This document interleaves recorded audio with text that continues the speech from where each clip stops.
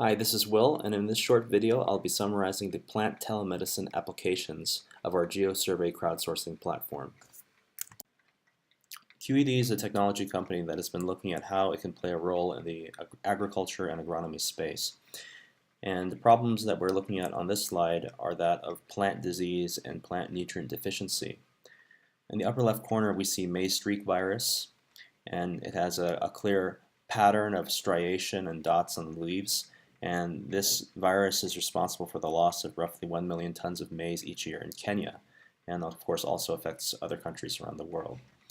And in the middle picture we see stem borer, and this consumes about 400,000 tons of maize each year here in Kenya. And on the right hand side we see examples of extreme nutrient deficiency, which is expressed in the colors of the leaves.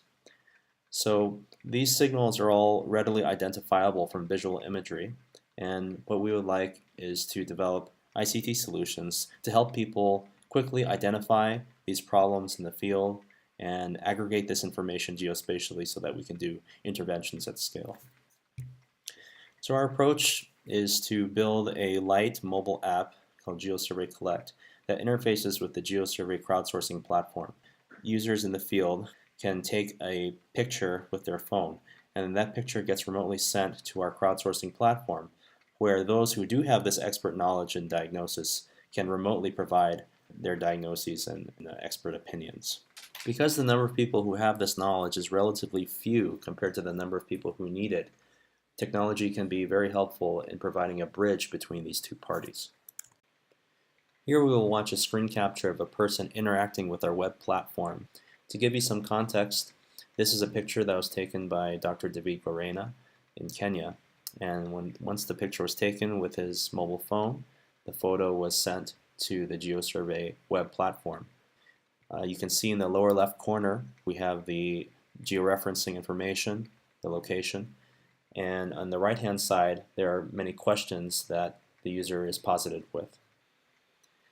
The first question asks, are there any colors on the leaves? And since we clearly see some colors on the edges, I will select yes.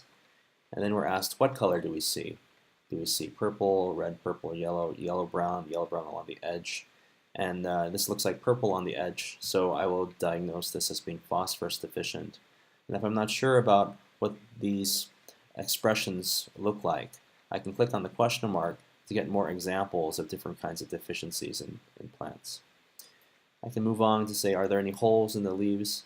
Yes or no. If I'm not sure what that means, I can click on this question mark and get some visual verification of what that would look like. And since there are no holes here, I will say that it is not suffering from stem borer. Are there any spots in the leaves?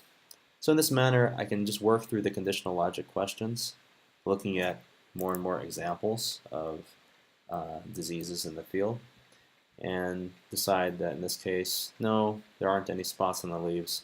And if there were stripes, what would I diagnose? And there are no stripes on the leaves. And then if I'm not entirely sure about my answer, what I can do is I can go to the discussion section and ask a question for more detail.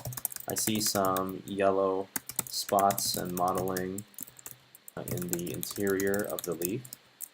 Is that indicative of another problem besides phosphorus deficiency? And then I can click submit. And if there is an administrator that has been authorized to review answers on this survey, he or she can step in and then reply whenever he or she gets around to it.